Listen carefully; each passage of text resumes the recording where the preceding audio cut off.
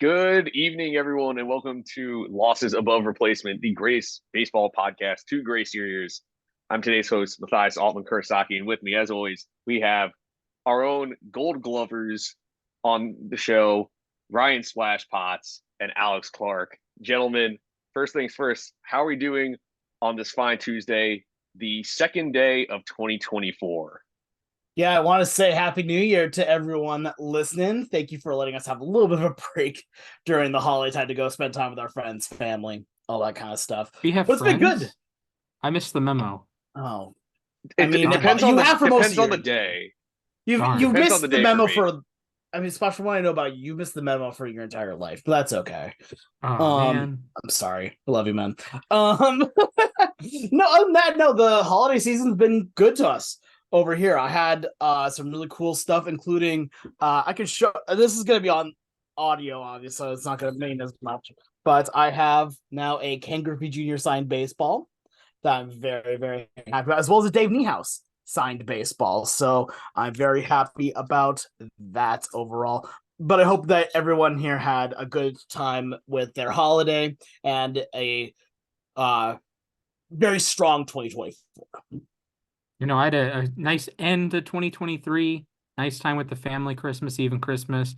The Baltimore Ravens are the 1 seed, boys and girls.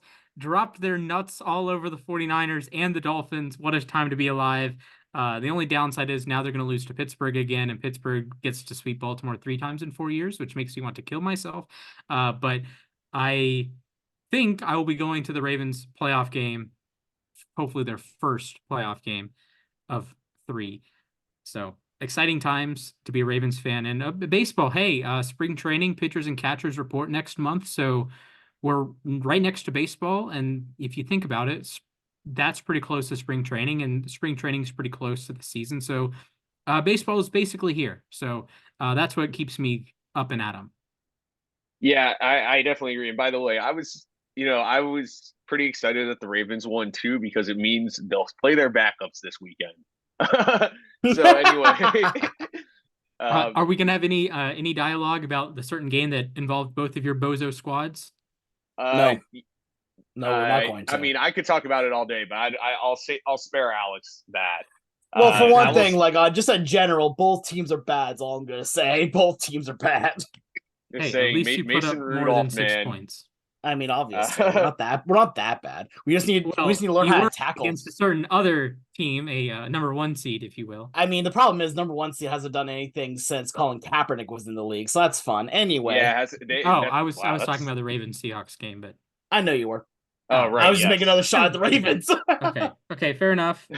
But hey, the uh, number 1 seeds yeah. did some things last year. They both made it to the Super Bowl. So Yeah, that's the thing. The being the 1 seed. I mean, I feel like the It's a playoffs in huge every sport, advantage. it's crazy. Yeah, Yeah. mhm. but I feel like in the NFL, above all, it matters the most because you get that bye week. Unless it's the double So, bye, and the double bye can screw you over sometimes. oh yeah, for sure. But yeah, other than that, I had a pretty good holiday. I'd say I feel like I went and saw Spamalot, the Broadway musical, Monty Python. I saw that. Nice. I went and saw The Boy and the Heron with my brother, and then I watched Oppenheimer finally. Highly recommend, by Very the way, good. if you have Very good. not Nice. watched it. So yeah, I had, and then I spent New Year's Eve in Philadelphia with some of my old college teammates. So yeah, it was a good break. And just like Alex said, I hope everyone has a great 2024. And yes, we are getting closer to baseball season. I'm pretty excited about that. Let's And go. yeah, and there was some news. In fact, it was while I was at the Boy and the Heron that the news broke that the Braves acquired Chris Sale. So we're actually going to begin today's show with some 3 words only. So guys, I'll go to Splash on this first because this is his team. Give me your 3-word reaction to Chris Sale getting traded to the Braves. All right, my 3 words are holy strikeouts, Batman. Obviously, we know Spencer Strider's escapades. He broke the Atlanta Braves franchise record for strikeouts in a season last year, surpassing John Smoltz from his Cy Young season. Charlie Morton is a guy who gives you 200 strikeouts a year, 10 per nine or 10 Ks per nine. And now Chris Sale, who has the highest K per nine rate among qualified pitchers in the history of baseball. That's pretty nice. Max Fried can strike some guys out from time to time. He's not exactly known for that. And then you have some guys down on the farm, um, the Smith Schaubers of the world and the Hurston Waldrips of the world. And then the bullpen, you're gas, gas, gas. Everyone throws 100, it feels like. Um, I do want to say, Vaughn Grissom, Boston, you're going to love him. He is a very, very easy guy to root for. He's a guy that came up in 2022, actually debuted at Fenway Park, hit a home run in his first game, and just always plays with a smile on his face. Um, Great locker room guy, and you're gonna have a lot of fun watching him. Maybe not in the field, but he can hit a little bit, can steal some bases, and he's just gonna be a fun guy. Uh, I don't know if this is like a verified source, but I saw on Twitter that um, Grissom was talking to Alex Anthopoulos, and Anthopoulos said that the Braves needed pitching, and they were thinking about trading him. And Grissom said, "Hey, I can pitch," and that really broke my heart because he's um, from Braves country. I think he's from Florida, which for all intents and purposes is Brave He grew country. up a Sorry, Braves fan, I'm pretty yeah, sure. sorry, Mhm. Marlins and Rays. Florida's Braves country, and it sucks to see one of your young guys go, but at the same time, you don't have a spot for him. Boston does, so I wish him the best in Boston. But Chris Sale, I know the playoff record is a little bit spotty. I know the health record is very spotty. But if you get 100 innings out of Chris Sale, you're going to strike out a bunch of guys, and that's going to play. And you're going to have better defense behind him than you had in Boston, and a little bit of an easier ballpark to pitch in, given no green monster. So I'm excited. I think he's a great number 3 option, or number 4 if you want Morton ahead of him. That's fine. So I'm excited, and I'm excited for Vaughn Grissom to have a chance to play every day in Boston. He should be well acquainted with the Green Monster by May 1st. Yeah, I'm just curious Absolutely. to see what position he plays over there. True. Very true. Probably second. That makes sense. I That makes I sense. could see Yeah. that. Yep. All So right. I'll give my 3 yeah, words go ahead. next here. Yep. No apologies here for the pun. My 3 words are fire sale lol. Uh at this point, like, this is a harm such as a fire sale move for the Red Sox here. They're just kind of trading down at this point. They've gotten a lot of, like, they've been trying to cut a lot of salary, trying to cut costs here, and one of those big ones is Chris Sale, and honestly, for pretty good reason. They're not planning on winning the AL West. It's one of the most dominant divisions right now in baseball, probably the most dominant overall, just from the whole spread of all 5 teams. And they're like, you know what? Let's cut our losses. We don't have enough to compete with everyone at this moment. Let's at least get some good young talent in Von Grissom and get rid of a player that, again, is extremely good, but commands a lot of money and has had a very spotty health record, as we've talked about here. We don't even know how much he's going to pitch for the Braves. Hopefully, he pitches a lot, just because I don't like seeing players hurt. And when he's on the mound, he is absolutely electric. I think MLB The Show called him the conductor in one of their cards this year. But overall, right now, I think that the Braves are getting a big name player, obviously, but I'm not sure how well it's going to pan out. Like you said, Splash, like I said just a minute ago, the health record is very spotty. Like, as much as we like to talk about how good his fastball is, how good his slider is, right? The first thing a lot of people think about now when they bring up Chris Sale is injuries. He's been injured a lot in his career, and the more injuries you get, the easier it is to get more of them. So right now, I hope the best for Sale over in Atlanta, but this is a bit of a high risk move, I think, for the Braves. This is one where they're giving away a pretty well proven young piece that could do some good, that's going to do good work, I think, with Boston. And they're getting a really, really good pitcher to give them one of the best rotations in baseball. It's about how much is he actually going to play? Yeah. So my 3 words are the ceiling is high, and I think this goes for both pieces involved in this trade because Chris Sale, if he's healthy, could be, a very good number 2 or 3, actually probably number 3 for the Braves behind Fried and Strider. I mean, the issue is he's 30. He's about to turn 35. He turns 35 at the end of March, actually. His velocity has dropped pretty much every year since 2018. So in 2018, he averaged 95.2 on his fastball. And since then, other than like the few starts he made in 2022, his fastball velocity has averaged below 94. So he's just not the same pitcher he was. And also, you got to wonder, a guy who's as wiry as he is, I feel like the those types of pitchers do tend to be more injury prone, and we're seeing it now. He just has not been able to stay healthy since that 2018 season. Heck, really since that 2017 season, because even 2018 he didn't qualify for the ERA title. So the ceiling is high though. If he's on the field, yeah, he could be really good. It's just which version of Chris Sale are you going to get? Are you going to get the guy who's destroying minor league dugouts and breaking his wrist riding his bike while he's rehabbing from another injury? Like, which Chris Sale are you getting? And then Vaughn Grissom, we saw how good he could be when he first came up in 2022, but he really struggled in 2023. Heck, he didn't get in that bat for like 2 months at the end of the year. So if Grissom can perform, though, I think there is reason to be excited about him in Boston. I think he's going to hit really well at Fenway Park. I'm just wondering, if he's going to play second, is he going to play left? Are they going to try playing him at short so they can move Story to second? Or is he going DH a little bit? There's just a lot of unknowns there, I feel like. So I think this could end up being a win-win. There's also a chance this ends up being a wash. The Braves are only paying about 40% of Sale's salary. So, all right, let's move on because did you have something to add, Alex? Yeah, I was just going to add real quick to this that, again, this feels kind of weird for Boston considering that they're getting a good bit. Obviously, again, Vaughn Grissom, as we were talking about, is going to be a pretty solid player for them, we think, especially if he's over at second base. But I still can't help but think that when it comes to the Braves on this, that they're taking a huge risk in getting Sale because, yeah, you're not even paying, again, half of what he's making. But at the same time, still, it doesn't matter how much you're paying. It doesn't matter how good he is if he's not on the field. He's taking up a roster spot and taking up cap. This is a move that I think is going to be very well determined by the halfway point of the season. This move is either going to be marked as an amazing brain-busting move for the Red Sox, or the Braves are going to be touted as geniuses for it. And I think the key here is you just add another piece to the puzzle here. So if you're Atlanta, your 1 and 2 are Strider and Free, doesn't really matter the order. They're going to pitch every 5 days.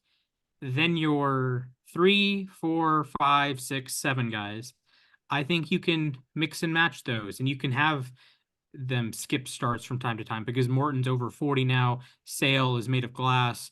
Bryce Elder is a potato. And then your young guys. I'm older than, I believe, both Waldrop and Smith-Shawver and any other AAA guys you would want to bring up and potentially steal some innings besides Huascar Ynoa, if he's in the Braves' plans. I'd like the Sale move from the standpoint of I think he's going to fit in Atlanta with the strikeout guys. I think he can fit in the clubhouse. I know he has had some outbursts in Boston and the jersey outburst. Oh, in Chicago, yeah.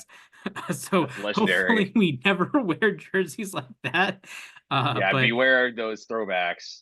Yeah, beware the throwbacks. But he's a good pitcher. There's a reason he's a multi-time All-Star, or many-time All-Star. And I think he's going to get some strikeouts. And I think the Braves are showing last year that they won 104 games despite having a pretty mid rotation, with Strider's batted ball, lack of luck, Elder turning into a pumpkin, Fried missing most of the year, Morton missing a chunk of the year, Kyle Wright missing a lot of the year, etc. Ian Anderson missing the whole year. So they're trying to take a step in the direction of, if you play Philadelphia again, you are not pitching Bryce Elder in Game 3.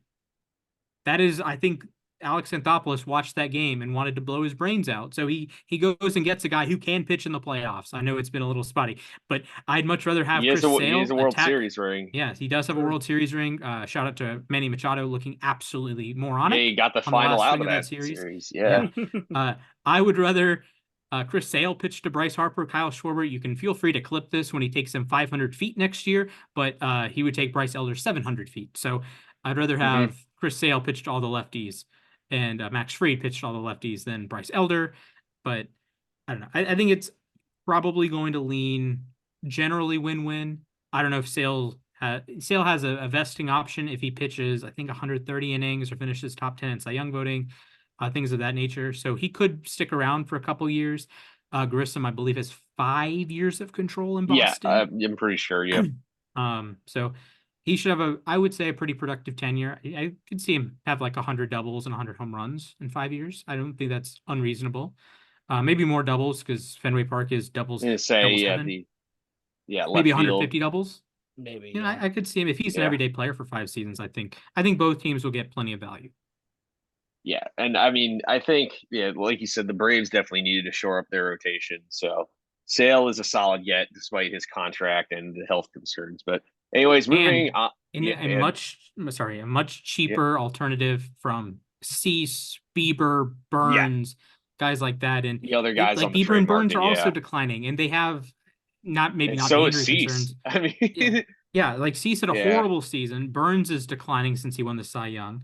Bieber's declining since he won the Cy Young. Keeps dropping, yeah. So if you're the Braves and the Braves don't have this super deep farm, but if you're asking the Braves, okay, well, Cease, you're gonna have to trade 5 of your top 10 guys. That's a lot of pitchers too, and the Braves need pitchers at the major league level. Their lineup is set. Like you can copy paste the lineup for all intents and purposes. You can copy paste the lineup next year and probably the year after that. Maybe you change out Ozuna for a different DH when he runs out of contract. Maybe you change out Arcia for a higher upside shortstop. But everyone else in the lineup is going to be there, right? You Kelnick, Harris, Acuna, Riley, Ozzie, Olson, Murphy. They're all going to be there. You have DH and shortstop that might move. Pitchers, you need pitchers. So instead of trading for Cease and Bieber or Burns and giving up a ton of arms, like look at the Yankees trade for Soto, the Braves aren't going to do that because they need the arms. You know, you need Morton's 40. Sale at this point is now 30 or 35, you said, going to be 35. He's about to be 35. Fried's going to be a Dodger in 9 months. Oh, he better not be. He is. It's going to happen. So I think it's a good move considering the pitching market for Atlanta. Yeah. So, Alex, your team also made a move, signing Mitch Garver to a 2-year contract worth $24 million. So that's our next 3-word topic. Give me your 3-word reaction to Garver signing with Seattle. Yeah, sounds good. My 3 words are finally addressed need. We had been waiting all offseason for something positive to happen. You traded away Gino, you traded away Kelnick, and they're like, okay, you started out the season with maybe 2 holes on the team. Then you had 5. You had 5 just like that. And it just infuriating. Like, we talked about on podcast a good bit, but it was insane. And so finally on Christmas Eve, we got the news that Mitch Garver had signed a 2-year deal with Seattle. And I'm like, you know what? Finally, something positive happened. Mitch Garver is a good player. Is he an amazing player? No. But is he going to be the everyday DH for the team? Yeah. And was DH one of the biggest needs that Seattle had last year? Absolutely. Again, much respect to Labs legend Mike Ford. I think having Garver at the DH position is going to be a much needed improvement. Seattle still has a good number of needs, including the corner outfield spots, third base, and second base. And quick little spoiler, you'll hear me talk about that a little bit later. But we'll talk about that a little bit later on. So, I mean, I'll go with my 3 words, which are big time power. This is exactly what the Mariners needed. I feel like they needed an extra power bat, and Garver, when he's healthy, which I know that's a big if for him, when he's healthy, he always hits the ball very hard. He's always had big time power, and I think the Mariners losing Teoscar potentially and trading Eugenio Suarez, they needed an extra power bat in that lineup. So Garver, he's also a winner. He got a World Series ring this year, came through with a couple of clutch hits, including a grand slam for the Rangers this year in the postseason. So I think he's a good guy for the clubhouse from what I gather. And, it's a pretty young roster. They need more guys like him sometimes. So I think this is a good move for the Mariners. And I think it definitely adds some more length to their lineup. Mm-hmm. So my three words are buck the trend. As I've talked about previously, there are some players in baseball that are even year merchants or odd year merchants. The popular example is Edwin Diaz, who is an even year merchant, and he's going to be God again this year. Mitch Garver is an odd year merchant. 2019, he won the Silver Slugger, 157 OPS plus for that historic Twins team. 2021, 139 OPS plus. 2023, 134 OPS plus. What about the years in between? Oh, yeah, a 42 OPS plus in 2020, not good. A 98 OPS plus last year is fine, but not what you want out of a DH backup catcher type, right? If he's in the lineup to hit, a 98 is not getting the job done.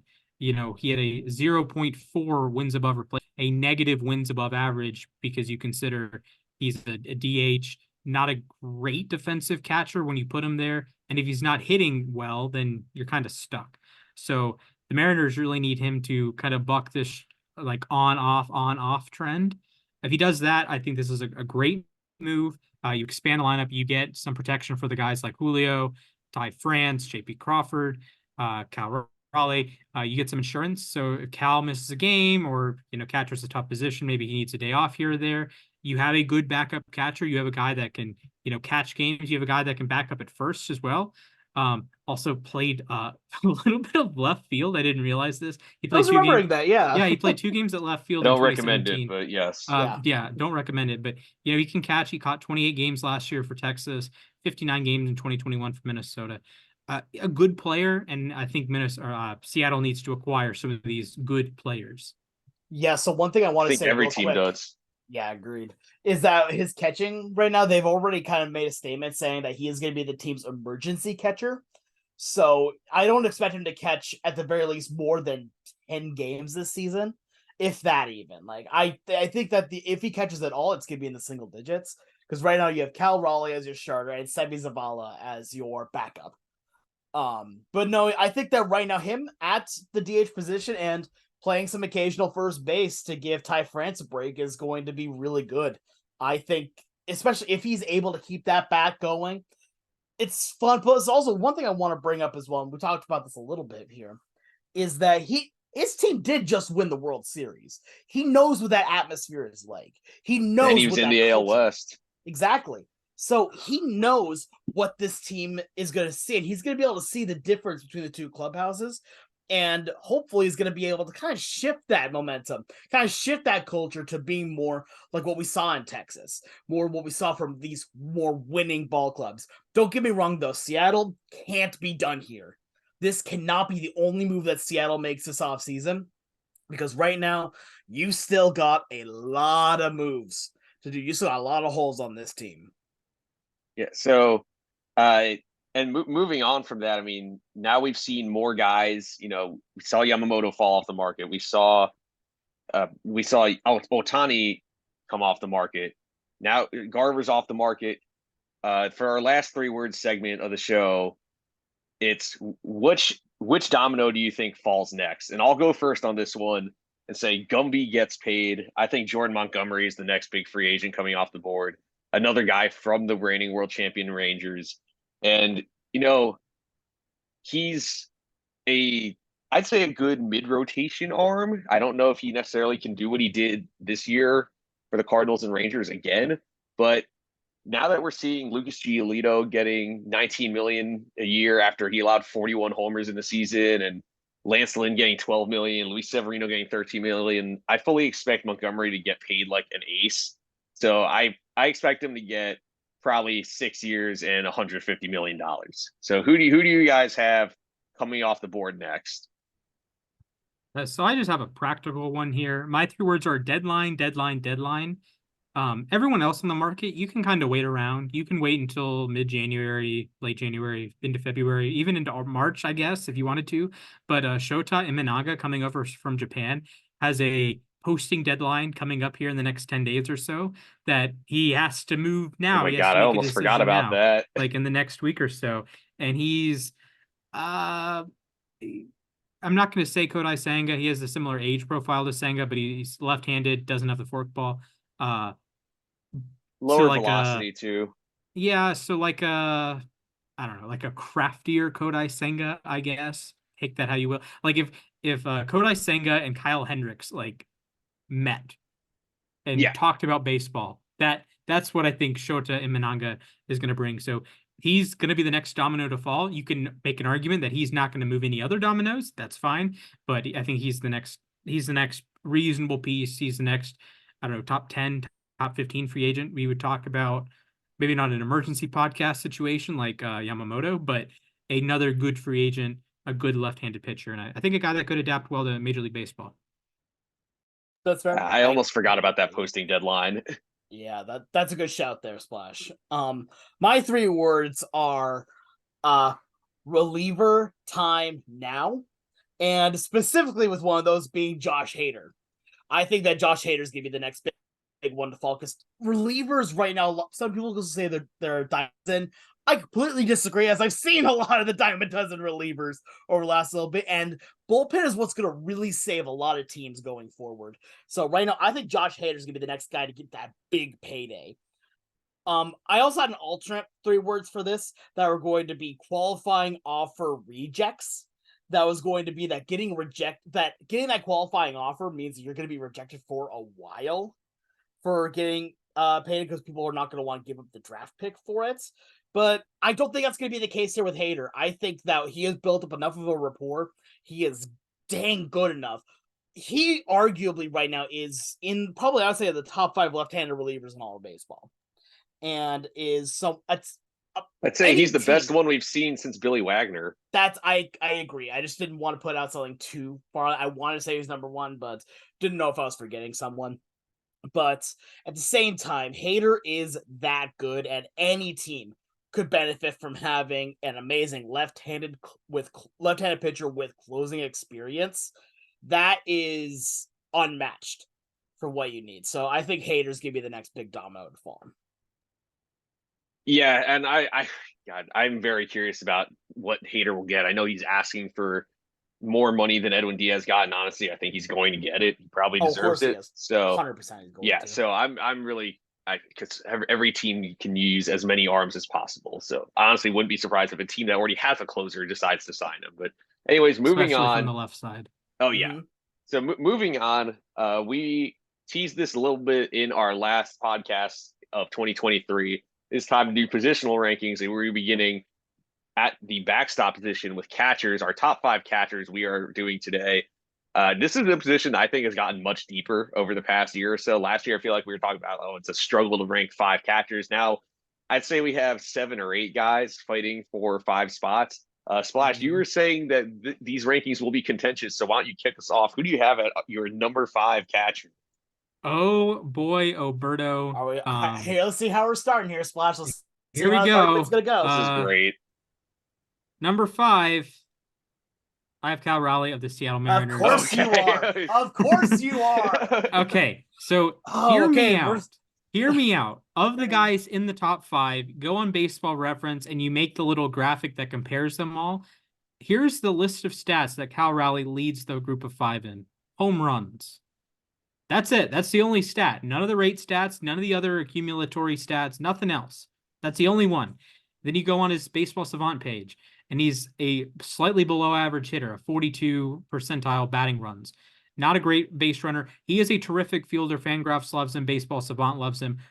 Understandable. Then you look at the batted ball profile and his 55th percentile expected WOBA. Slugger, yes, 77th percentile slug, 83rd percentile barrel rate, 61st percentile walk rate, 72nd percentile sweet spot rate. I like that.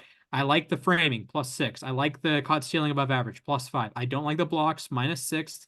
That's going to be more important as maybe we get robo-umps in the next couple of years. Not much of a base runner here. I like the switch hitter type. There's value there. There's value in the slugger, switch hitter, good defense. Those three things. I know he deals well with the staff up in Seattle, even for being a relatively young catcher in terms of MLB service time. So that's why he's in the top 5. I think statistically his profile can be a little overrated because it's the volume of home runs. So he's a much better hitter than Rougned Odor, but there was the one year that Odor had 38 home runs, but was a below average hitter. Raleigh's not that, but he does strike out a lot. The batting average is, even the expected batting average was only 233. That's in the bottom 5th of baseball. And I think there are other better catchers, but not to. I think Raleigh is an excellent catcher, just not quite as well-rounded of a player as my top 4. Yeah. Alex, do you want to respond here? Yeah, I fully disagree with you, my dudeski. As you will see with my list as well. Like, my dude, when you bring up the stat, you bring up some of the stats like they are near meaningless. Like, okay, I know I'm very much in the wrong when it comes to a lot of baseball fans here, but I think the number one job of a catcher is to work your pitchers, is to be able to make sure that your pitchers are being used to their absolute best. There is a reason why a lot of people consider Seattle to have a top 5 rotation and a dang good bullpen. It's not just because they have great pitchers. No, it's because Cal Raleigh knows how to use them. We've seen it time and time and time again that when you have a good pitcher, that good pitcher becomes a great pitcher when you have the right catcher, and a great pitcher can become a bad pitcher if he has the wrong catcher. So I think what you're undervaluing a lot what Cal Raleigh does for that staff, how good of a defensive guy he is, and what that means for an entire pitching staff. And I would counter with that's why he's in the top 5, right? If I went just on his baseball reference page and just on the stats, StatCast page, I don't think he's top 5. You could, I guess, make the argument for it. That's fine. But you might have some of the guys that I would consider 6, 7, 8, 9, 10. They have better stats on the aggregate, right? You have, I don't want to spoil it, but you're going to have some Gold Glover types. You're going to have some Silver Slugger types. You're going to have some awesome players who might not have the reputation for like working with the pitcher that Raleigh does. So I'll give Raleigh credit for that over some of the other guys. But the stats do matter, and I agree that at catcher they might not matter as much. But I'm not going to put Martin Maldonado in the top 5. Like, he's known for Martin Maldonado's bat is something. But like he's well known for like working with pitchers and being a good defensive player, even if the stats don't back that up. But everyone in Houston loves him, especially Dusty Baker. Now he's in Chicago, so I understand Alex, but I would argue that I am rating it properly because he's even in the top 5. I mean, look, here's the thing. You brought up that you're talking about there are some players that are Gold Glove style players, some players that are Silver Slugger type players. Cal Raleigh's both. He is both of those. This is a disagreement we had. Both of you chose Cal as your Gold Glover and Silver Slugger, if I recall. Yeah, correct. Yeah, I did not. I think I did. Yes, I did. I did. I couldn't remember if I picked him for Gold Glove, but yes, I did. Yes. So I did not. For either of them. So he's a good defensive player, bordering on awesome, and he's a good hitting catcher, a little bit more of a power profile than an all-around profile, which is fine. You can work around that.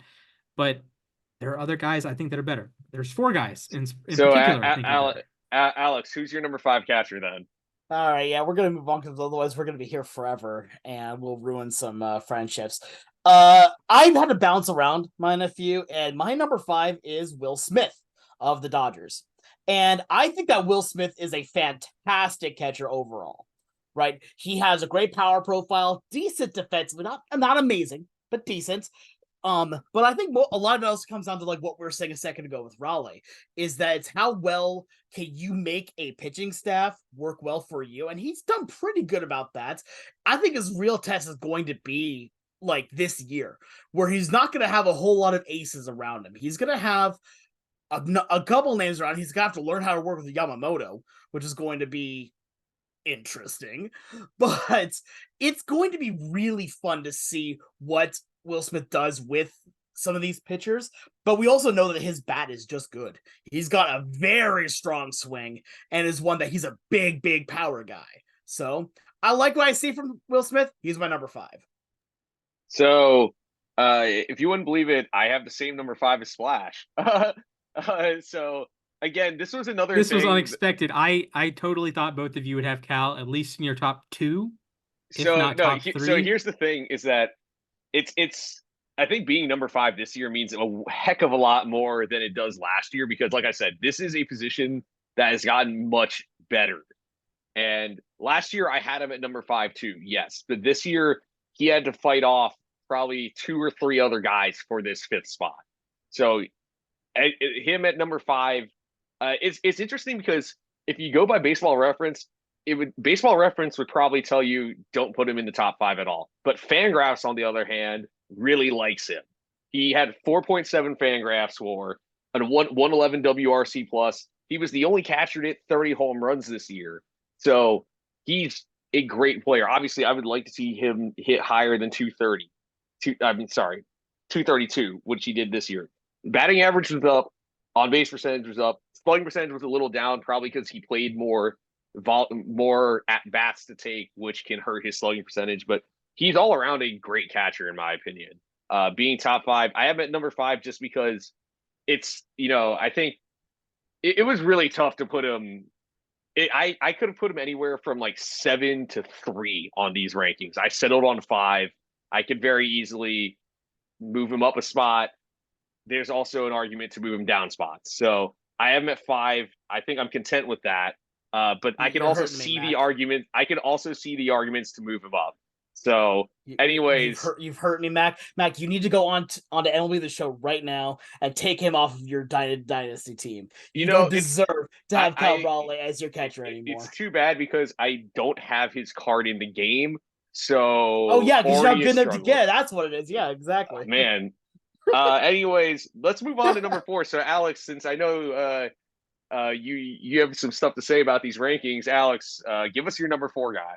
Number 4, I have William Contreras as my number 4 guy. Contreras, I think, had an incredible year last year and really showed why he deserves to be now a top 5 catcher. Right now, the stats on Fangraphs have him as a projected 4.4 WAR player, which for a catcher, is fantastic. I think that right now he's fairly disciplined overall, does strike out a decent bit, right now projected at about a 22% strikeout rate, but also has a 10% walk rate. I think that overall right now, is he the best defensive guy? No, probably of the guys that I have here, he's probably the worst defensive catcher, but on my list. But overall, I think him as a pure hitter is absolutely astounding. He is a really good guy, able to get bat on ball, is not going to knock the ball out of the park, 30 plus times here, but I do think that he's going to be able to really put a jump in that Milwaukee lineup. And I think that right now for Contreras, he's truly earned that spot in the top 5. So I'm actually I do have Contreras on the list, but he's not my number 4 guy. At number 4, I have Sean Murphy. And I can't remember if I had Murphy at 4 or 3 last year. I know he was in my top 5. Here's the thing is that if you asked me at the All-Star break, where did I have Sean Murphy? I would have said number 1 without a doubt. He had a 999 OPS in the first half. But my only concern with him when it comes to his offense is that he had a 275 slugging percentage in the second half. Unfortunately, that just it's a concern for me. That's the issue. I really like the way he plays the game, though. He doesn't strike out a ton. He draws enough walks. He hits the ball pretty hard. He hits for power. I mean, 129 WRC plus. The Braves have so many good hitters in their lineup, though, that he's not really a middle of the order guy for them. But all around, I think he's a good defender too. I think that Sean Murphy is a top 5 catcher, but like I said, the way he's struggled in the second half is the reason why I only have him at number 4. Like I said, if you asked me at the All-Star break of this year, he would have been my easy number 1. If he can do something in between that 99 OPS and the 700 OPS that or what he did in Oakland and what he was doing at the All-Star break, then he probably rises. So Splash, you seem distressed when I said that Sean Murphy is my number 4 catcher. Who do you have? Oh boy. Okay, yeah, I'll get to Murphy when I get to Murphy. Number 4, I have Will Smith of the Dodgers. Using the same stat head from Baseball Reference that I mentioned earlier. He actually leads in none of the categories, surprisingly enough. But what Smith does do, he's a better batted ball profile than Raleigh does. 78th percentile expected WOBA, 75th percentile batting runs. He was above the 70th percentile in sweet spot percentage, chase percentage, whip percentage, strikeout percentage, walk percentage. So he walks more than most catchers. He strikes out less than most catchers. He's just a good hitter. He's not quite the slugger that some other guys at the position are.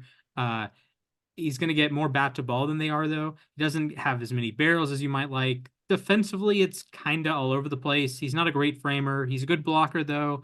His arm is pretty good, but he wasn't quite as good at throwing out runners last year. And he's a middling base runner. So he actually wasn't as good as I thought he would be this year. I thought he would be closer to a 130 OPS plus guy. OPS around 850 maybe, but he ended up just below 800 there, 114 OPS plus, which is fine in an ISO of 177, which is fine. He walks a lot, fair enough. He drew 63 walks last year, only 83 strikeouts, which is a pretty solid ratio there. I think there's better catchers. I think he's the prototype for bat first catcher who's not quite as good defensively. He's probably the closest Mike Piazza comp, if you will. The other guys I think are, potential gold glovers defensively. Well, Smith is he's an adequate defensive player, but I don't think he's like a gold glove finalist in a league or anything like that. No, I get that. That's a tough part. I feel like with catchers, it really depends on what you value most. I feel like it's a position that in general values defense, but I'm definitely a guy who, that like if you're a catcher who can hit for power too, like I said, I Cal on my rankings already. I was a huge Mike Zunino guy for a while. So like, if you're a catcher who plays good enough defense, but is also like, a well above average hitter, especially for power, then I will probably consider you for the top 5. So anyway, I'm going to go first on my number 3 spot. And coming in number 3, I have William Contreras. Now, the biggest change in Contreras' game this year has to be his defense. He went from being a well below average pitch framer to being one of the best in the league, 14.4 pitch framing runs. And add that to the fact that he was already a well above average hitter. But he came through he was arguably the best player on the Brewers this year. In fact, I believe he led all catchers in Fangraphs WAR at 5.3, which was in the top 10 5.4, which is in the top 10 in the National League, regardless of position. So William Contreras, man, he was way better than I could have expected. So his arm still needs some work, but I mean, 124 WRC plus. He was a positive on defense finally. And so, I thought that, the Braves didn't have to give up much to get Sean Murphy. They didn't trade William Contreras to the A's, but giving him up actually was kind of a steep price. So Contreras is at 3, another guy who has the potential to move up this year. So let's go to Alex for his number 3 now. Yeah, so my number 3, I'm going to go with Sean Murphy here. I think that Sean Murphy is an excellent catcher, and kind of like with the argument that you had earlier, I think overall, like if you had asked the question, like, is he in the top 5 at the All-Star break last year? I would have said, yeah, he's competing for number 1. He was absolutely on a tear. My biggest problem with Sean Murphy is not even something that he does. My biggest problem with him is that he plays on a team with another amazing catcher. So with Travis d'Arnaud. And so he doesn't even get to play as much as a lot of these other catchers do. I mean, he played like 100 games last year? Something like that? Yeah, he didn't qualify for like leaderboards. Yeah, like, he only had on 370 Fangraphs, at-bats. That Exactly. sort of thing, he doesn't qualify. So at that point, it's like, okay, it feels a little hard to put him any higher than number 3, just because, yes, he is that good. But if you're not going to let him play, then what's the point? Anyway, and like again, that's not even a knock on him. That's more of a knock on the entire Braves organization, Splash. But overall, I think right now, if you give him just outright say, all right, the job is yours, with having Darno being the DH slash backup emergency catcher, not having him have to be behind the plate as much, I think you're going to see even better numbers from Murphy, and he could be legitimately probably close to that number one spot. Not actually number one, because I have a sane brain.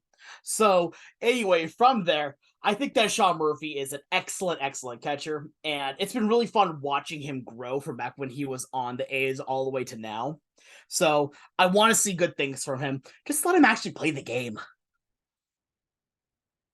Yeah, I mean, it is tough after though. about the 10th time Travis d'Arnaud got the start, like in mid-April, Braves fans were in a huff because Murphy wasn't starting 2 out of every 3 games. Like, what are we doing here? Like, d'Arnaud was an all-star in 2022. He's a playoff hero for us being the Braves. I get it, but Sean Murphy is one of the best catchers in baseball, one of the best players in baseball. Can we have a serious like come to Jesus moment here? Yeah. So I mean, that's the tough part with having 2 good catchers. That's one of the best catching tandems in all of baseball. So Splash, who's your number 3 then? I feel like we're all going kind of in different directions right here. Yeah. So my number 3 is former Brave William Contreras. Just a huge breakout season Wow. last year, which is funny because he had an all-star season in 2022. He got to play with his brother when he replaced Bryce Harper as the designated hitter for the National League.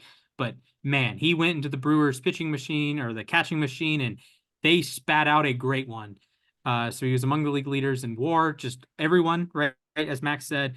19 batting runs on Baseball Savant, 8 fielding runs. Both of those are the top 20 percentiles in baseball. Not much of a base runner, that's fine. Expected WOBA is fine. Expected batting average is fine. Expected slug is fine. But he hits the ball really, really hard. 87th percentile hard hit rate, 81st percentile average exit velocity, 58th percentile in barrel rate. It doesn't chase a lot, so the strikeout numbers are pretty good. The walk numbers are pretty good, but at or behind the plate, man, oh man, this is a night and day difference. Was one of the best framers in baseball, one of the best blockers in baseball. He was known in Atlanta for having like a rocket arm like his brother does. Wasn't quite as good as it had been in years past, but still a fine arm, but great framer, great blocker, incredibly valuable defensively. I gave him MVP votes, if I recall, on my ballot. And I have him as I catcher believe I 3. did too. Yeah, Contreras, like you were saying, I mean, I did not think of him as a good defensive catcher coming into this year. I remember he was the DH in the All-Star game when he made it, and now I feel like he'll probably make it back this year as a catcher. It's crazy to think about. Like he did not make the All-Star game this year. But Yo, anyways, I want to give a shout out yeah, to the Brewers. They found a market inefficiency. They saw Atlanta, even with d'Arnaud and Contreras, had 2 good catchers, and Atlanta was like positioning to get Murphy. And then you bring Murphy in, and Contreras is the odd man out because he's like young enough to have value in another place and young enough to be included in the Murphy trade, which hindsight, you probably don't want him in the Murphy trade because you didn't get any extra value back, right? So you're yeah, trading him to the A's, and then you trade Contreras there. So the Brewers might not spend, but they are really, really good at these market inefficiency deals, finding guys who, the I'll use a different example, but like Vaughn Grissom to the Red Sox. Well, that's a very Brewers move to me, that you find a guy that probably will hit. The fielding, not great, but probably will hit, and you have 5 years of control. So as opposed to going on the market and paying hundreds of millions of dollars for a guy, you go get controllable years. And I think that's what you got with Contreras, and Contreras rewarded them with an awesome season. And he's also yeah. was in his age 25 season last year. Oh yeah, he's Uh, very young. yeah, I'm just saying. Yeah, so the you were talking about the catching lab. Yeah, you don't you don't think of many organizations having that, but I remember Omar Narvaez, who is now a Met. He would when he was with the Mariners, he was viewed as like a very below average defensive catcher, and then he was like a Gold Glove finalist in Milwaukee. Like he all of a sudden learned how to catch very well. So, anyways, let's move on to number 2, Splash. Why don't we go back to you first? Who do you have as your second ranked catcher? All right. Well, going back to old reliable, Cal Raleigh led the league in home run, or led these catchers in home runs. Will Smith led in nothing. William Contreras led in stolen bases and batting average. This guy led in most of the categories. That is Adley Rutschman of the Baltimore Orioles. Last year, he was my number one, believe it or not, over a certain catcher that shall not be named. This year, I have him at number two. Mac is shaking his head. Alex, I didn't see a reaction over there. So Rutschman, 4.3 baseball reference WAR, 154 games, which is absurd out of a catcher. Tons of plate appearances, 163 hits, 80 RBI, 374 on base, the best out of the group, 128 OPS plus, best out of the group by a couple points. The difference between the number two catcher on my list and the number one catcher on my list is just how elite the statistical profiles of these guys are.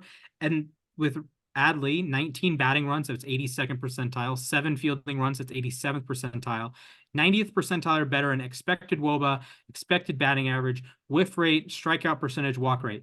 Those are all awesome. Defensively, he's great. Maybe not quite as elite as I thought he was going to be, but still very good. So like the if we're doing MLB Power Pro scale from A to G, I would give him a B. Last year I would have given him an A. This year probably a B for defensive purposes. Great contact bat, 292 expected batting average as a catcher. I'll take it. And a 469 expected slugging. I'll take that as well. So just a great all-around player. Solid base runner as well, 52nd percentile. So out of a catcher, perfectly fine there. Good arm, good framer, good blocker, but I think number one is just a touch better.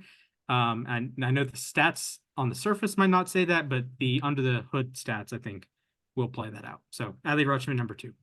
That was definitely a plot twist I was not expecting. Alex, why don't you respond here? Who's your Here's number two? here's a bigger plot twist. Splash and I agree on something. Oh my God! I have Adley Rutschman at number two as well. Wow.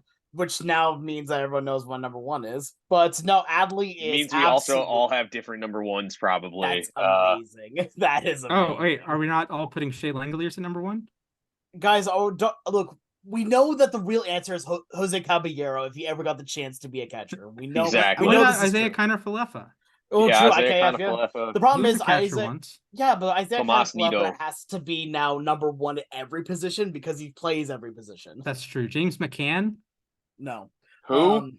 Yeah. Sorry, Mac. Sorry, no, Brian McCann. But Hall of Famer. Hall of Famer, Brian McCann. Hall of Famer. Hall of Famer. I want Russell Martin in the Hall of Fame. I want Brian McCann in the Hall of Fame. I want Gotti, I guess. Maurer, I guess. Buster Posey. McCann. But Posey's fine. Yeah. But Martin and McCann, that's going to be I'm going to break off from losses above replacement and make a new Twitter account. It's going to be Martin and McCann for Hall of Fame. That sounds like the name of like a law firm or something. So wait, so this is true. So wait, I didn't think it was possible, but yeah, Alex and Splash have the same number two in their rankings. Like, sounds about right. Yeah. By the way, shout out to right now one of the best McCanns, and Jared McCann of the Seattle Kraken. Anyway, regardless, no. I mean, you look at Adley and he checks all the boxes. He is a great hitter. He's a great fielder. He's a switch hitter on top of it too. Look, he's young. He's good. He's controllable for a while. The Orioles have themselves a gem currently in Adley Rutschman. Everything you look at him right now, he is one of the best. Right now, a projected 5.8 WAR on Fangraphs is unheard of from a catcher. The only question I have with him is, can he keep it going? And can he do that? Because he is still young, but at the same time, I don't see why he couldn't. Adley right now, legitimately, you look at him, he does everything that you would want a catcher to do. Yeah, so at number two, I have Will Smith.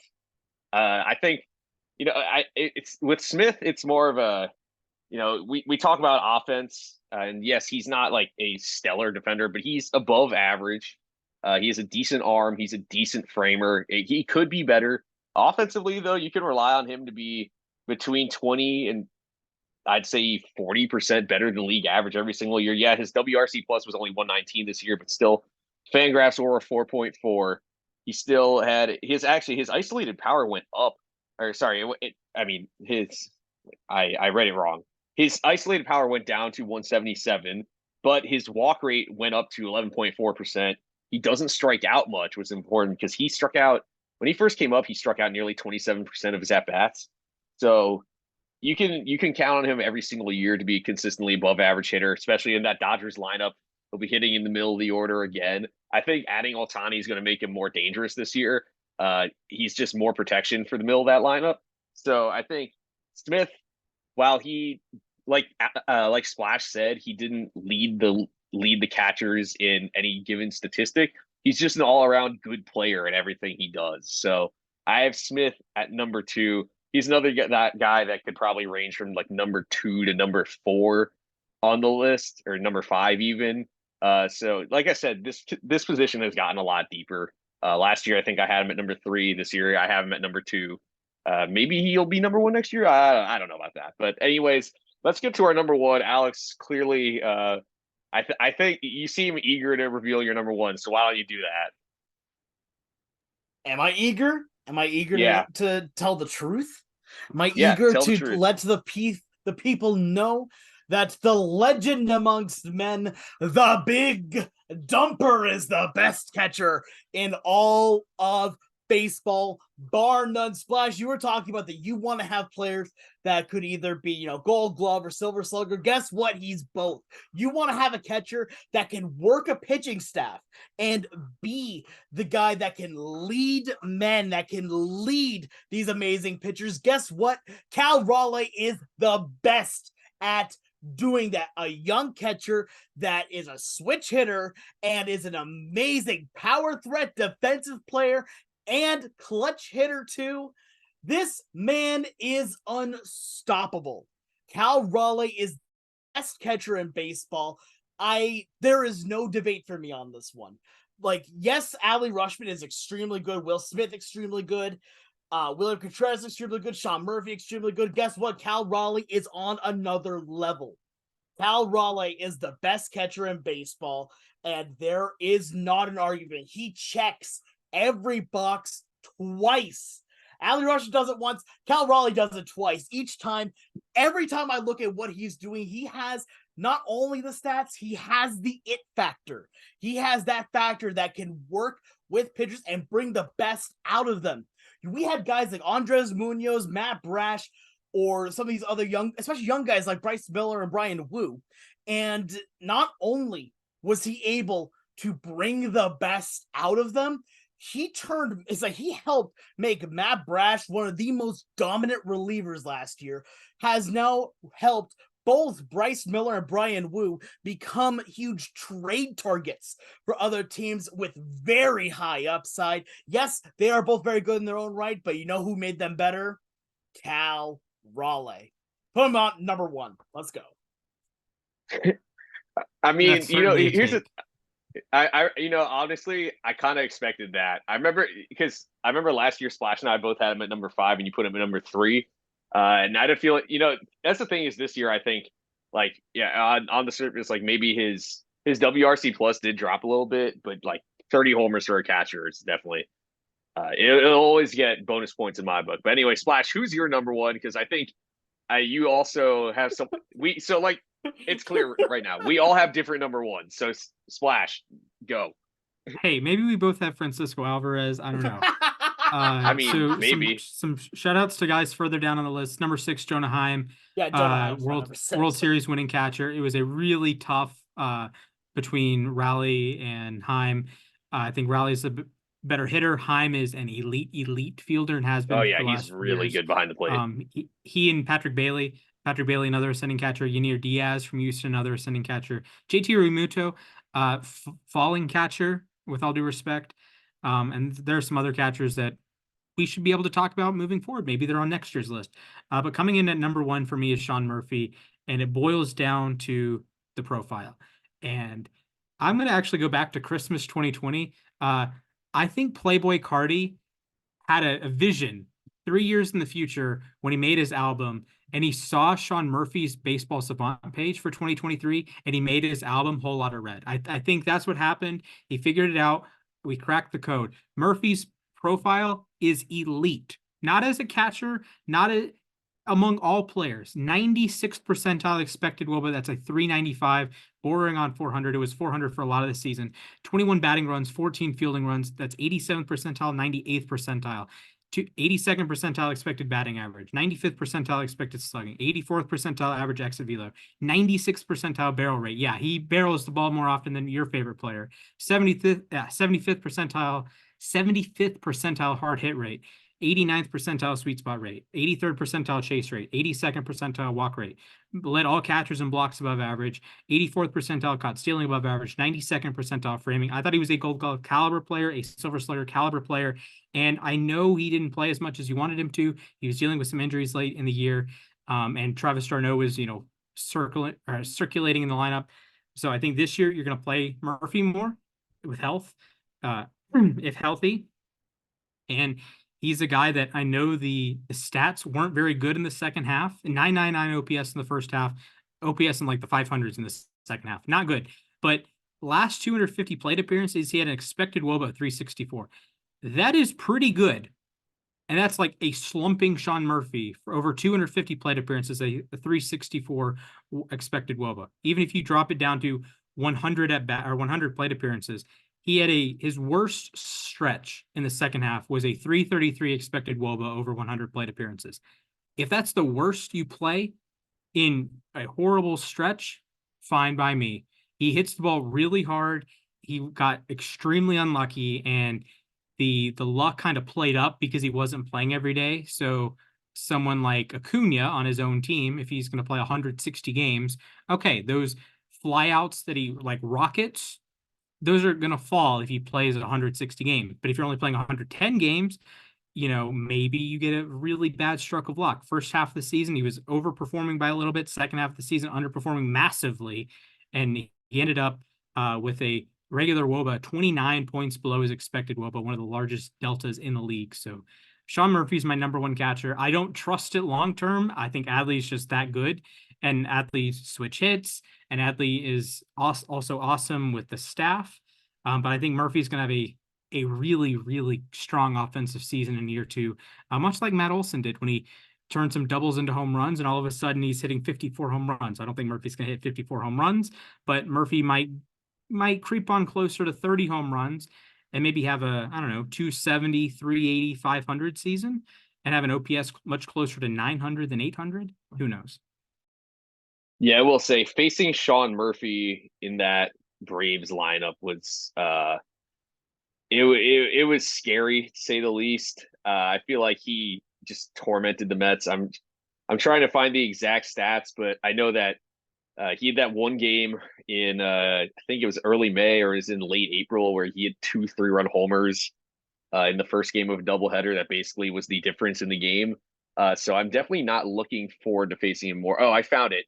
In 9 games against the Mets, he went 10 for 32 with 5 homers and 14 RBIs. So I do not want to face that more often. I'll put it that way. That probably boosted his stats a little bit.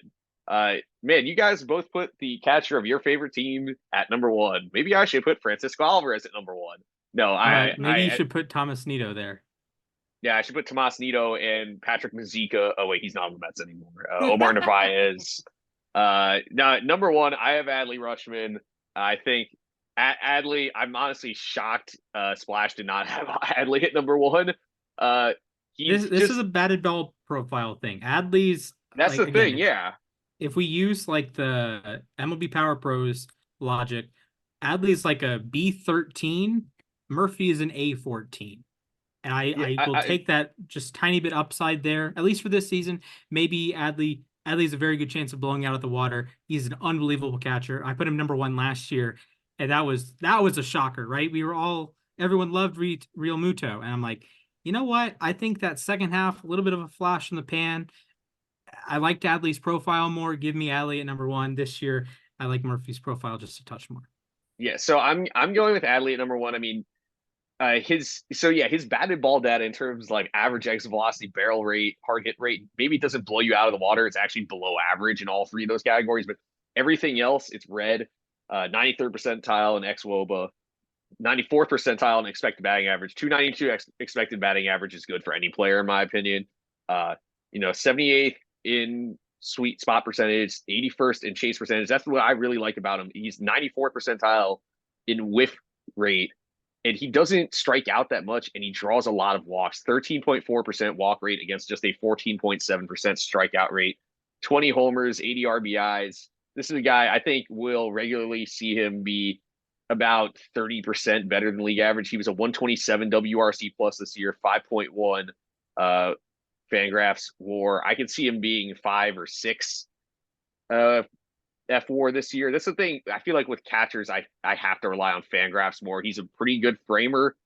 He has like an average arm, I would say. He's 65th percentile in caught stealing on StatCast. But I think Adley, just overall, he checks all the boxes. I'm really excited to see what he does going forward. I honestly, he might be number one for me for a long time because I could see him Adley sticking checks around. the boxes. Well, yeah, he checks all the boxes, but Cal checks them twice. I mean, I And then Murphy that. checks them with Sharpies. Well, I mean, and it then doesn't matter Francisco if you check with Alvarez checks Sharpies them if I'm with, checking them in with using an AK-47 going. Okay. Do you have a like question at before a we move on? paintball. Yeah. If we're doing tier lists for catchers, how many are in your S tier? Because I have 2 with Adley and Murphy, and I have the rest of the list plus Heim and A. The problem is, I- I don't have I have like a couple in the S tier, but then there's quadruple S tier, which is just Cal Okay. Yeah, Raleigh. I was wondering about that. Yeah. Yeah. Honestly, I Okay, think Alex. the only guy I really have in S tier, I think, is Adley. If I'm being Okay. honest, I mean, I think the A tier. I feel like I probably put the rest of the list. I like you said, Jonah Heim was fantastic this year. I think he was a borderline guy. JT Real Muto, I couldn't believe I was putting him outside the top 5, but after he was number 1 last year. But I mean, he's aging. He fell off kind of. He was still above average offensively, but his defense has fallen off. I mean, really, he just isn't what he used to be, and catchers tend to age kind of rough. So he fell off. Diaz was great offensively. I just don't know if I trust his defense entirely. I really like Francisco Alvarez. He needs to be more consistent, but I could see Alvarez being closer to top 5 next year. It's a much deeper position than it used to be. And Wilson Contreras, I mean, he's not good defensively, but he was actually still really good offensively last year. So there's about 9 guys fighting for 5 spots. And I'm really curious to see how it changes this year because, like I said, I think Adley I think, in my opinion, he'll stay at number 1, but I think there's a chance we see a ton of movement in the rest of the field. So, anyways, that does it for our top 5. Let us know what you guys think. Maybe tell us your top 5 catchers at LAR_baseball on Twitter. But anyways, it is time for trivia, which is my job this time around. And, we've been talking about catchers basically, for the second half of this episode. I thought let's do some catcher themed trivia.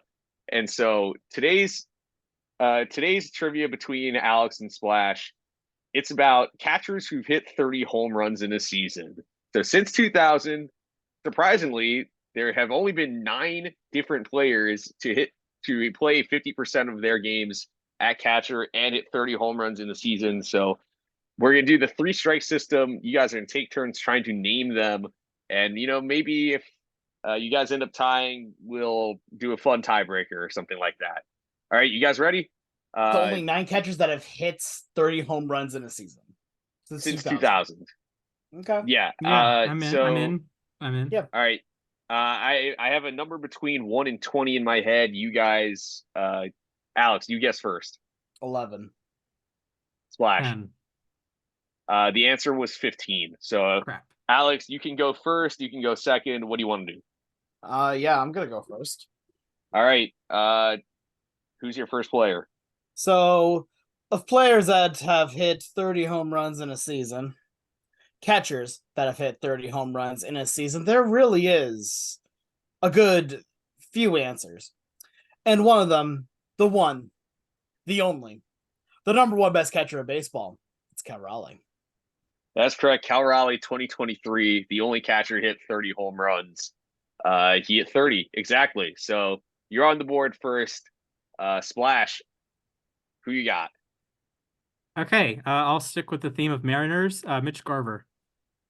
That's correct. Mitch Garver in 2019 also hit 30 exactly, and that was in a very shortened season for him. Spent a lot of time on the injured list, but man, that dude, it was more than just the juice balls. He was crushing the baseball that year. So, all right, you guys both have one. Alex, back to you. Who do you got next? So right now, basically what I'm trying to do right now is I'm trying to remember if this one catcher has ever hit 30 in a single season. I swear he has, but I'm gonna I'm gonna go for it in his All-Star year. I'm gonna go another Mariner catcher in Mike Zunino. That's correct. Mike Zunino, 2021, hit 33. What do you know? We have 3 Mariner catchers out of the 9. Huh? That's pretty cool to know. Man, I thought that from that year going forward, Zunino was going to be like a perennial all-star and all that, and now he's like out of the league, which is a colossal. Okay, look, I may be a homer, but I'm not stupid. I love you, Mike Zunino, by the way. Love you. I mean, when that dude would make contact, he would send the ball to Mars. Yeah, it absolutely exploded every time. Oh yeah, no, it was crazy. All right, Splash. I'm gonna roll with the best power hitting catcher of all time, Mike Piazza. Yeah, that's correct. Mike Piazza is one of 2 guys on this list who have done it twice since 2000. He did it 3 times in 2000, 2001, and 2002. So back to you, Alex. Okay. I'm gonna go with. Oh, this one's actually tough. Mike Napoli? That's correct. Mike Napoli, 2011, hit exactly 30. And he did that in only 375 at-bats. Yeah, I know. Like, I remember we kept talking about how he just had an insane power surge that year. Oh, my God. He also hit 320 that year. He was, like, he was ranked as the number 1 catcher in baseball. I don't know how they didn't win the World Series that year. Yeah, so Mike Napoli is correct in 2011. So back to you, Splash. Wow, you guys are doing well with this. I'm going to go with another World Series champion, Salvador Perez. He led the league in 2021. Yeah, 48 home runs in 2021. That is correct. So how many have we gotten so far? We've gotten 6 already. Okay. I'm gonna go with one because I think he had a big power surge in post 2000. I might be wrong here, so this is where I might get my first strike. I'm gonna go with Pudge, Von Rodriguez. Oh, you were so close there, but Pudge did not do it in this century, so that is your first strike. That was the most such a good insult. Oh, he didn't do it in this century. You were so close. Jesus. So that's your first strike. Damn, dude. All right, that's fun. Pudge hit 35 when he won MVP in 1999. But since then, he probably could have hit like 28 in 2000, but he missed most of the year. So yeah, that was close. But that is your first strike. So Splash, I guess you're in the lead. Who do you got? Give me Gary Sanchez, Yankees legend, Padres legend. Mets legend. Yeah. Yep. He played in 3 games this year. Yes, he did it twice too. Hit 33 in 2017, 34 in 2019. So Alex, back to you. Yeah, this is getting hard. That's what she said. I'm gonna go with one that I know had some really good power years, though I might be getting the same problem here with Piazza. With Ivan Rodriguez. I'm gonna go Posada. That's correct. Jorge Posada, surprisingly, has only done it once. 2003, he hit 30 exactly. Wow. All right, so we're at 8 now? So we've gotten 7 now. Oh, we got 7. Okay. So Splash. I'm gonna go with a Brave, Javi Lopez. That's correct. Javi Lopez hit 43 in 2003. So that was. Dang. So yeah. We're at 8 now. I guess that actually seals it because I can't. I can't come back at that point. So yeah. Right, so congrats, that was Splash. Yeah, Splash. Okay. Wow, you guys knew your stuff though. I mean, that was fun. That was a that's good. showing. I'm good at like at least semi-modern. GG's. GG's, man. I got Salvi, Lopez, Piazza, and Garv sauce. Yeah, I And got Sanchez, Yeah, Okay. I got Perez, Cal Zunino, Raleigh, Raleigh, Zunino. and Yeah. Napoli. Okay. All right, we GG's. take those. GG's. GG's, man. Yeah, that was good. You guys did your jobs there. Who was the last one? Because Congratulations, I have no Splash. idea. What? Who was Who's the the Oh last wait, last no, one you on the guys said list? I realized I think you had all because you had Piazza, Lopez, Posada, Napoli, Sanchez, Garver, Perez, Zunino, and Raleigh. Oh, okay. Okay. So Fair enough. Sounds Then. good to me. Good job. that covered it actually. Fair enough. So anyways, congratulations, Splash. That was a strong Good match, though. performance Good all match. around. Yeah, you got Good I was trivia. it was a very evenly matched round there. So we'll see.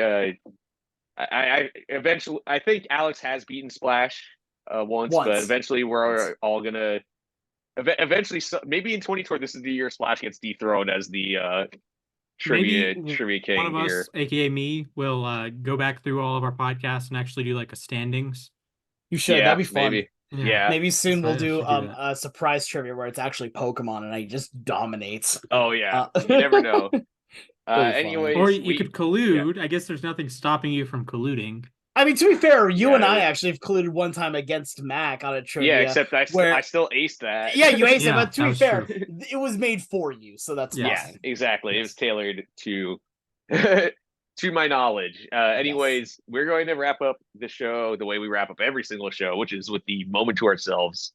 60 seconds, give or take a few, to talk about whatever we want to talk about. Baseball, not baseball, sports, not sports. So who here wants to go first on this? Alex, all right, we'll go first. Mm-hmm. Your time starts in 3, 2, 1, go.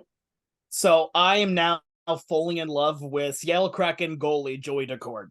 Decord is a amazing legend. We just had the Winter Classic here in Seattle, and he made history as the very first goalie ever to get a shutout during a Winter Classic game, as the Kraken won it 3-0. Decord is just a baller. I mean, I love Grubauer. Everyone loves Gru, but he's having trouble. And now Decord has had 3 or 4 shutouts now. He has been absolutely insane. He has really revitalized the Kraken to actually help get them a shot to go to the playoffs this time after having a very bad start of the season.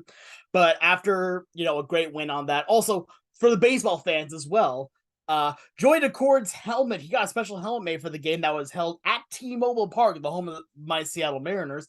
His helmet had decals on it of Mariner baseball cards from Cal Raleigh to J.P. Crawford, Julio Rodriguez on one side, and on the other side, it was Ken Griffey Jr., Edgar Martinez, and Ichiro Suzuki. So, Joey Decord, new Seattle legend. I saw that helmet, by the way. It was fire. It is so dripped out. Oh my god. That was fantastic. I need more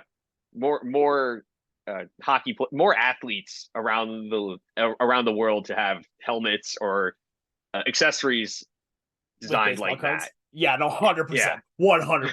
That's one of the reasons why you gotta love goalies. They can just have so much Yeah, fun they their can masks. do whatever. Yeah, Yeah, it's same awesome. with football players with their. I wish they masks. could, Yeah. but they have so many more regulations. Yeah, they do actually. They have the My Cause, My Cleats.